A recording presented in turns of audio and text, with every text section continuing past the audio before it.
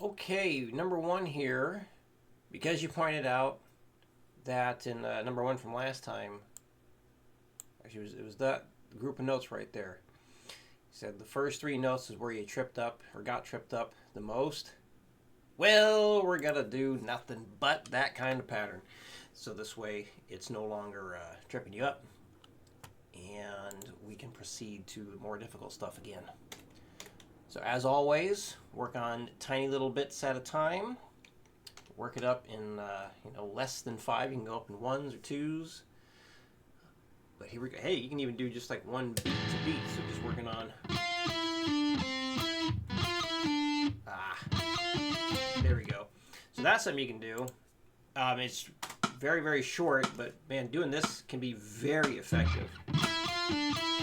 And just go up that like that.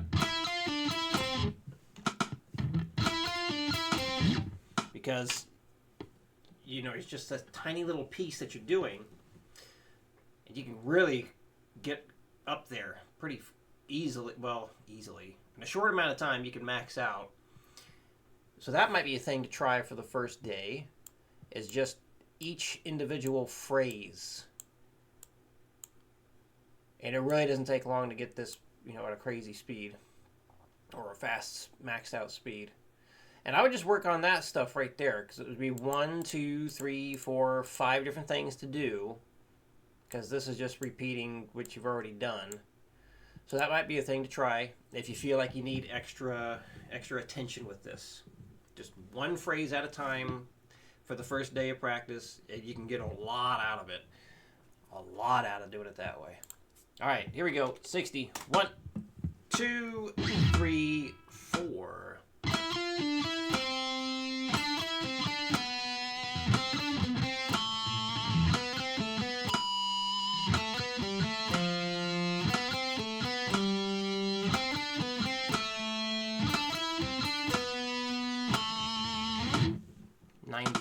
1, 2, 3, 4.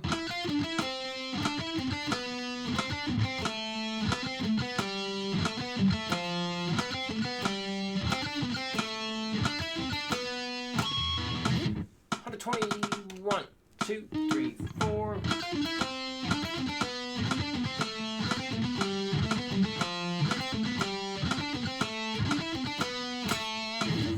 150. 1, 2, 1, 2, 3, 4.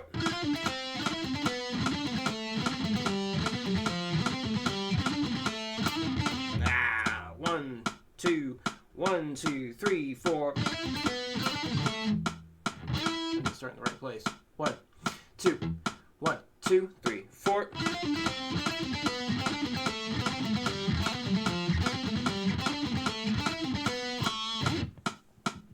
And I'm gonna give 180 a shot.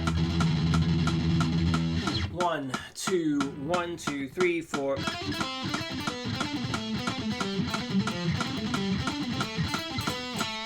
There we go. All right, repeats. 1, 2, 3, 4.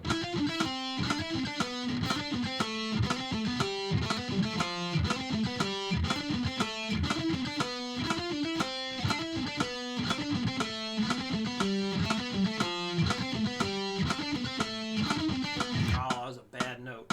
1, 2, 3, 4.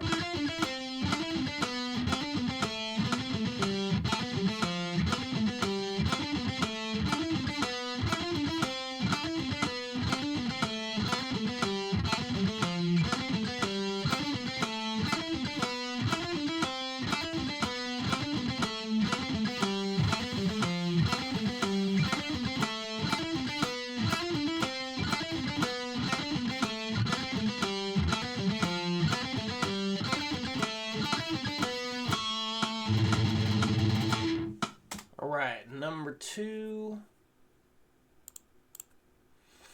So, number 2 from last time was preparing you for this. We've done something similar. Yep, the ghost drum idea as much as you can. And yeah, if you can keep this in time, keep the rhythm correct, you don't have to do the ghost drum stuff. Try and do it to get a good feel of how it's supposed to be spaced. One thing you can do, so like last time you were picking each note 3 times before you change notes, with the exception of the very last one. That one would have been picked 4 times. Counting 3s as you're playing it can be really helpful to lock into what it is. And then like getting a feel for how your foot and your hand end up lining up. Because like at the beginning there, the first note you tap and you pick at the same time. The second note you pick and then you tap right after it. The third note is just dead center of the beat. And then the fourth note you pick again right after the tap. So that's not it.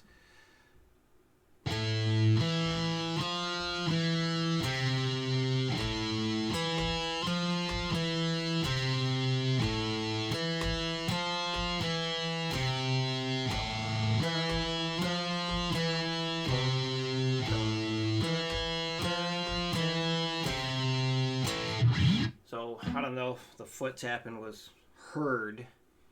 But just kind of getting used to that can be helpful. Of course, let me see how I want to word it.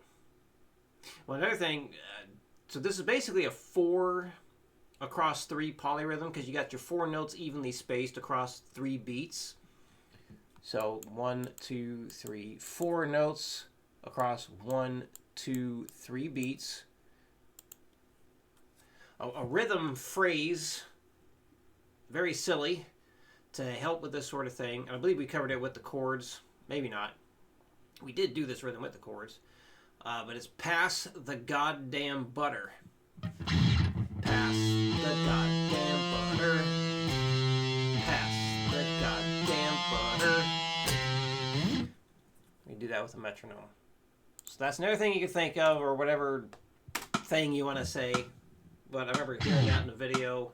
I was like, that's really helpful. Pass the goddamn butter. Pass the goddamn butter. So practicing that could be helpful. Again, say whatever you want. Sometimes I'll think about that as I'm playing. But yeah, so several ways to thinking about it. Worth trying different things to see what clicks well for you. But here we go. 1 E and a 2 E and a 3 E and a 4 E and a 1.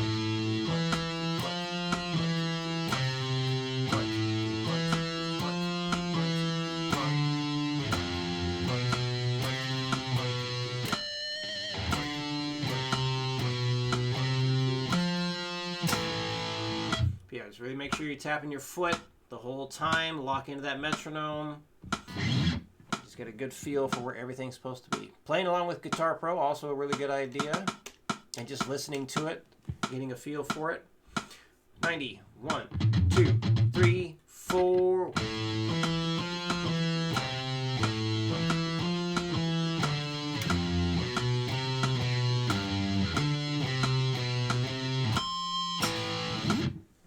One, 2, 1, 2, 3, 4.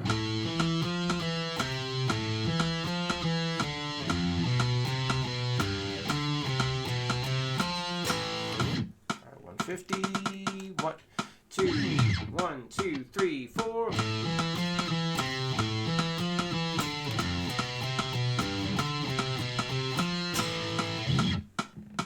Can I do 180? I might need to work this up to actually do it. Right though. 1, 2, 1, 2, 3, 4.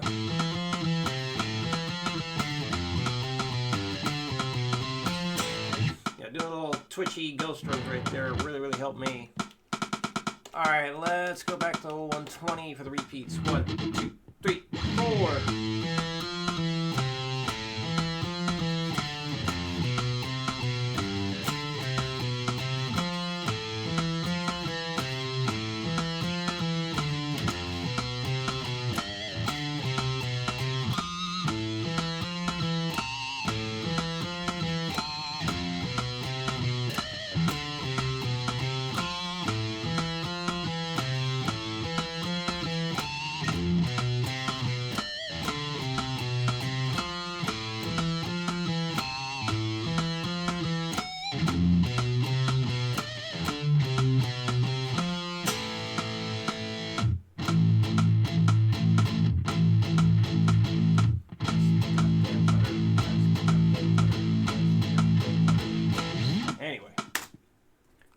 interesting rhythm.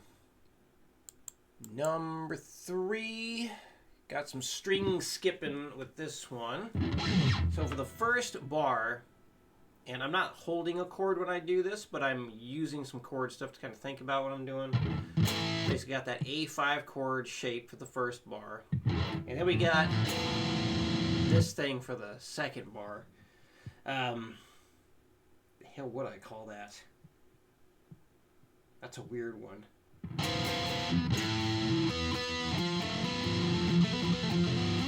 Well, I can name it all kinds of ways. It's basically taking those 2 notes and moving them up to the very next note in key. So taking the E note, moving it up to the F, and then this A note, moving it to the B.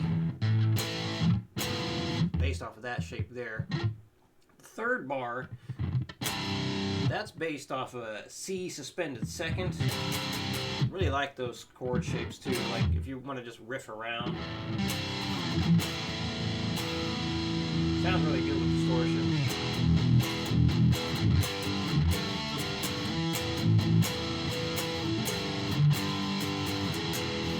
And then fourth bar, that is a B suspended flat second flat 5. Very, very dissonant. Definitely characteristic of the Locrian mode. Alright, so let's get this going. 60. 1, 2, 3, 4.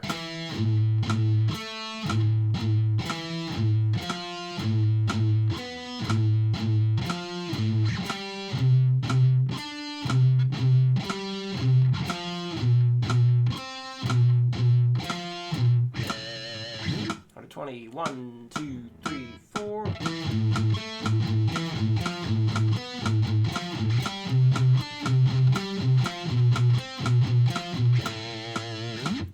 One,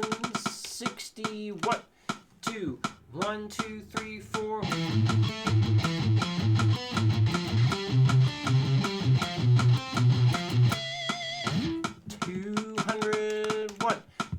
1, 2, 3, 4.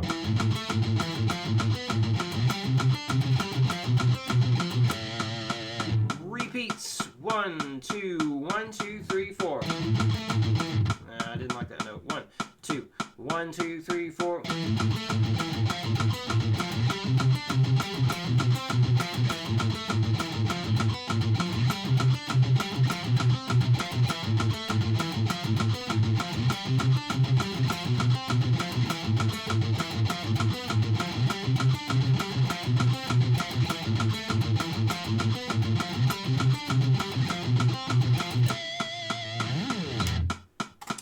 Go.